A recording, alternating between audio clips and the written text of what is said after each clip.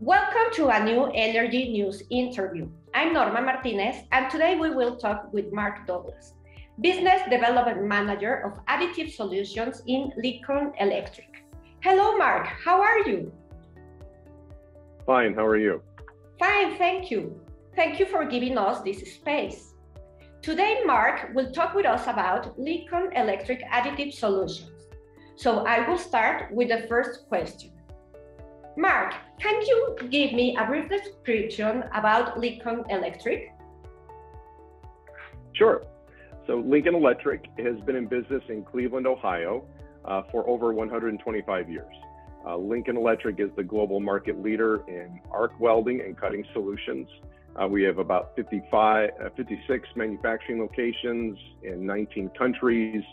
We're global with distributors and sales offices in over 160 countries. Lincoln Electric is publicly traded on the NASDAQ Stock Exchange, and we had sales of roughly $3.2 billion in 2021. Great, thank you. Today, you have a new solution to make big parts in less time. How does it work? Well, first of all, let's talk about Lincoln Electric Additive Solutions. Okay. So what we did is in 2019, we launched this business unit within Lincoln Electric. So Lincoln Electric has expertise in arc welding, robotic automation and controls, and we knew we had the technology pieces to do additive manufacturing and 3D printing. However, we are a little bit different from Lincoln Electric's main business, in that usually we supply arc welding equipment, consumables, accessories, automation for customers to then fabricate their parts to manufacture their own components. But in this case, they're giving us information and we are using our own equipment and consumables and automation to manufacture parts for them in what we think is the world's largest 3D printing factory for large metal parts. So how does that work? When we say additive manufacturing or 3D printing, let's define those terms. So additive manufacturing is often the term people use for making parts out of layered manufacturing process. And sometimes it's also referred to as 3D or three-dimensional printing. It's a computer-controlled process, creates metal parts based on computer models. So think of it as growing a part according to a 3D computer model or CAD file, and it fuses layer after layer until the part is complete. Now, for us, how do we make those layers? Well, we use our robotic arc welding systems to deposit layers of weld metal. So arc welding is the process with a highly controlled arc of electricity that melts a metal wire to fuse or join components. Could be pipes, could be plate, different components together. Well, instead of joining components with our 3D printing process, we're using the robotic arc welding process to free-form welds together.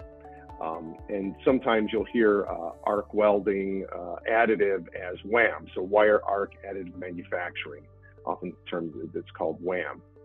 Now, this starts in the digital world.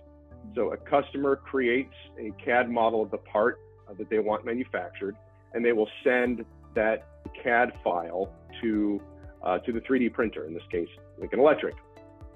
Next, we use our proprietary 3D printing software called SculptPrint OS to, first of all, determine how many layers are needed to make the part. So in the virtual world, you take the part and you slice it into layers, and the CAD and take the CAD and slice it into layers. The SculptPrint will determine that, and then it needs to determine within each layer what order should the welds be in. How does the robot traverse within each layer to deposit the molten metal? What should the process settings be? There's a variety of process settings you could choose, if it's a steel or a nickel or a stainless or titanium. And so a lot of that information is embedded in the software. And then after it determines the path planning, as we call it, or tool path in each layer, then the SculptPrint will send the information out to the robot on the factory floor and program the robot. So while it sounds pretty straightforward, determining the proper number of layers, the weld deposition path in each layer, and programming the robot, it really is quite complex. The software has to consider the part geometry, any interesting features within the components, the metal alloys that are being printed, and then support structures if necessary to produce the high quality parts. Okay. How does this innovative technology reduce manufacturing times? So it reduces manufacturing times really in several ways. So after receiving the computer-aided design model, the CAD model, we can be printing within a day, sometimes 2 days, but often within a day. How are we able to start so quickly? Well, first of all, it starts with the software. That is really key to doing this well. So we've spent years developing the Sculpt Print software so that it is fast and efficient, and it incorporates all of our welding know-how for each print. Secondly, what's important to reduce the manufacturing time in 3D printing is having the material available on hand. So in our case, it's metal wire, and having that on hand for immediate production is critical. Lincoln has more than enough wire manufacturing capacity to support our business because it's the largest welding wire manufacturing production in all of North America. And also, it's consistently high quality of the wire is very important. Good wire reduces problems during the printing, and therefore it reduces scrap. And then finally, machine capacity. We have 18 systems with more on the way, and they can be utilized immediately. So we begin printing quickly on one or several systems if maybe multiple parts have been ordered. So when you think about the software, having the wire on hand and open capacity to start printing immediately, and then away you go, and you can usually print the parts within a matter of a week or a few weeks. Why do you think this system is not a typical robotic programming solution? So first of all, at least if we think of typical robot solution for welding, usually automated welding robots, they're depositing welds in straight lines. The parts are fixed, and so you're depositing the metal and welding between fixed parts, and it's usually fairly repetitive. However, in 3D printing, the part is constantly evolving. It's growing during the process. And so it necessitates compensation in the robot program so it doesn't crash into the part. Also, most of the time, the weld or deposits in 3D printing are not straight. They're complex paths within the layers, and they often themselves vary in size and geometry during the build process. Also, more complex geometries, we might be moving or rotating a part during printing so that gravity doesn't pull away the weld before it solidifies and hardens. And when we do that, then we don't have to build what in the additive manufacturing world are termed as support structures. So think of support structures like a lattice or scaffolding around an area that will hold metal in place for future layers so they have something to fuse to. If the part is an overhang, like a flange, then support metal is necessary unless you can rotate the part. And finally, having a robust automation system with proper controls is important because WAM involves stacking hundreds and sometimes thousands of welds. And in our case, this is used with a 6-axis robot, often paired with a multi-axis positioner. And then coordinating all this motion while freeform welding or 3D printing is not trivial. And then for us also, on top of all of this, we have developed specific controls and feedback for our additive process to maintain layer height and bead profile so that everything we print is right where it should be and is according to the CAD model. Okay, thank you. Recently, you have a project with Chevron USA. How have these metal additive services helped to deliver just-in-time parts for the company? So this was a great project. So recently, during a routine maintenance shutdown for one of Chevron's refineries, they had extended lead times and supply chain delays for traditionally manufactured parts, and that was challenging their planned restart schedule. Chevron was looking at deliveries a few months out, which frankly was unacceptable.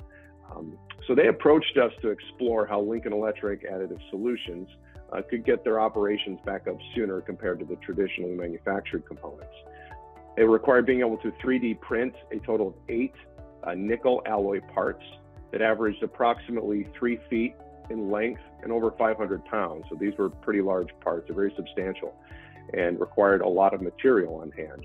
And we were instructed to do this in as fast as time as possible. Well, Chevron quickly realized that we had the capacity with the machines, the experience with our welding know-how, and the nickel wire availability to get them their large parts quickly. I'm confident in saying that we were the only company in the US and probably the world that could have met the challenge of supplying these 3D printed parts in only a month, and with the required quality testing as well. And what's also interesting is Lincoln was able to accommodate some last-minute design changes that the engineers had in mind that improved performance of the components and made installation easier. It sounds very interesting. Thank you. Do you want to share with the audience any final message, maybe related with digital transformation or anything you can share? Sure. The digital transformation, you know, from our perspective, we sometimes refer to our 3D printing process as a digital foundry, or we are a digital forger, right? So we're taking digital data, using that information to create a part with our robotic welding systems. And then we also then can go back and analyze that data in the digital world. So we're tracking all information, all the process settings and parameters that are being utilized and depositing the material. We track that, we archive it, and we can go back and look inside in any area within this 3-dimensional part and tell you what the process settings were. And we're also using 3D laser scanning to make sure and verify that the part was made dimensionally accurate. And then just the whole concept of digital inventory, which is a buzzword within additive. And the fact that you don't have to keep inventory on the shelves anymore. You can have the inventory housed digitally as CAD files ready to go.